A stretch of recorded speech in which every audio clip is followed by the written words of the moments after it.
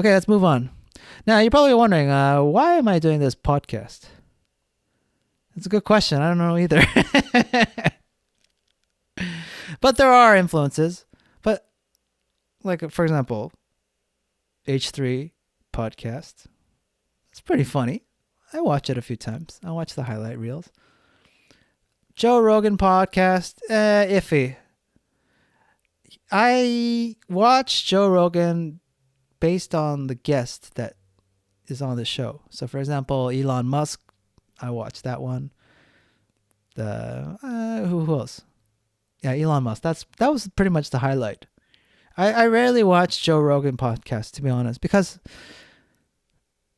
to be honest, I don't think Joe Rogan is very interesting. He's he's not a very intellectual person. He's not very interesting. And the thing about Joe Rogan is he's not funny to me. And he is a comedian. And whenever he tries to be funny or laughs with his guests, I never laugh. And I think that's really strange for me. You know, when someone says they are a comedian, and when I watch them perform or try to be in their comedic state, it just I don't laugh at all. But Joe Rogan has a way with people. I mean, pretty much, he was like the standard, I would say, for like just connecting with people you just meet for the first time. I mean, it's so simple for me, but this day and age, most people just are so socially awkward. They just don't know how to have a conversation with another person that they just met for, say, an hour or two and just keep talking like he does. Just imagine if you had Joe Rogan's job. You were a host for a podcast and you had to talk to somebody for an hour or two. Can you do it without looking at your phone, without depending on external resources, without having a co-host, without having a script or a teleprompter in front of you to read from? This day and age, it's so hard for people to do that, to have a conversation. Me, it's pretty easy just to talk to anybody.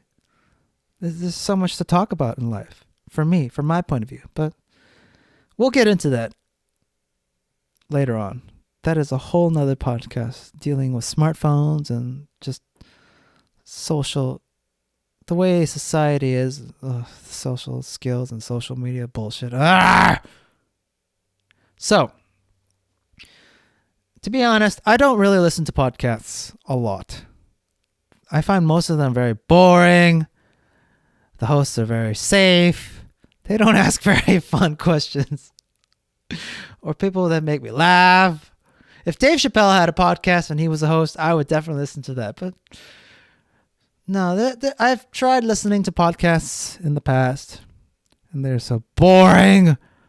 Oh my God. Especially business podcasts. Like, oh, fucking boring. By the way, I will be swearing in this podcast. Oh, thank God. Thank fucking God. Because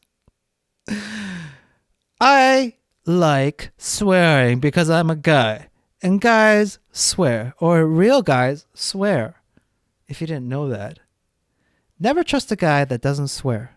Have you ever met a guy in real life that never swore or sweared? You know, even if like he stubbed his toe.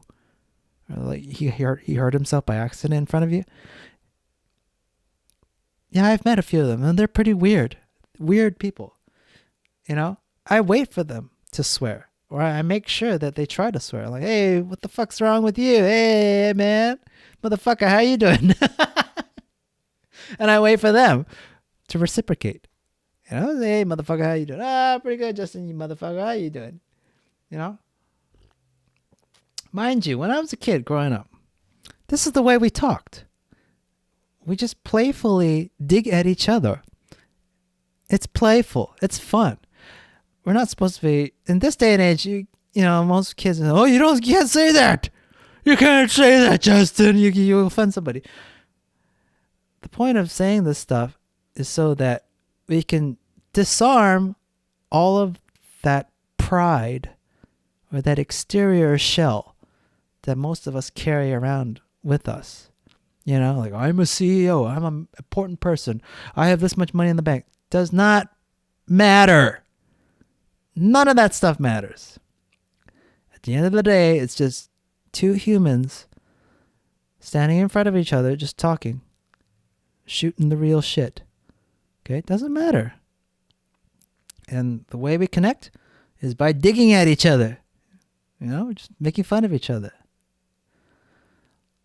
It's so surprising, this day and age, how easily offended, how sensitive people are. I just find it so odd.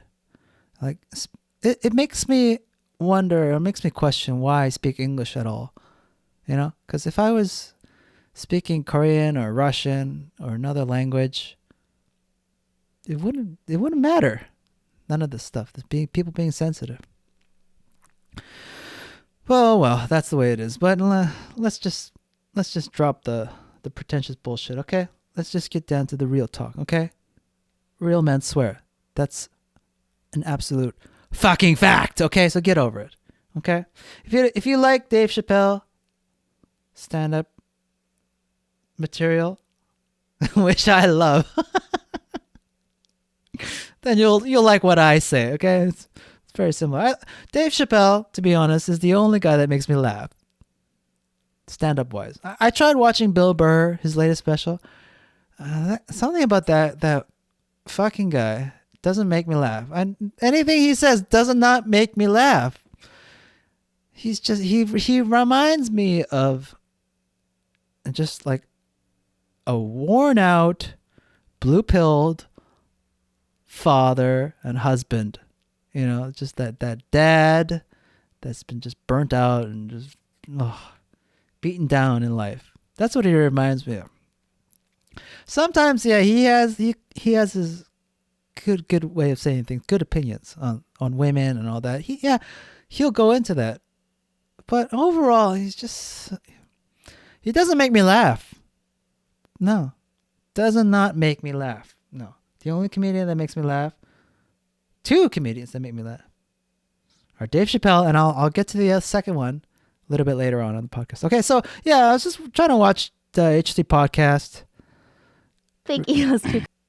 And then, yeah. Good for you. Like, looking at her now, you look like a model. Like, this woman. This fucking woman. This beach whale. Now, the good thing about HT podcast, other than other podcasts, is that Ethan specifically says whatever he wants to say. There's no filter in him, right? He swears, says whatever he wants. That's what I like about the HT podcast. I don't like the way he looks. He's a fat fucker. Definitely needs to lose weight. But him, combined with his wife, Hila, it's a perfect combination. Yin and yang, right? It's like you've got the extroverted person, the alpha person. It's just Ethan, and the introverted, just quiet person that compliments, which is Hila. They both work so well together on the podcast, And it makes me wonder, like, if later on, if I were to find a co-host, I would definitely look for someone who has a personality like Hila. Person, like, I thought you were pretty on camera, but in person you're like tall and thin and like gorgeous. And then Ethan's like, baby, like here's the thing, like, so what kind of man would be appropriate for Hila? Oh my goodness. I think like a Dennis Quaid type, or even like a Zac Efron. Like, I think like that. If you like Jewish men, like how See, the brilliant thing about this episode is this girl, this Trish Paytas girl, just a disgusting woman. They brought her on because they do have beef with each other online, and that beef raises tension, and that tension just stirs controversy, and that controversy brings people's eyes onto this podcast. That's brilliant.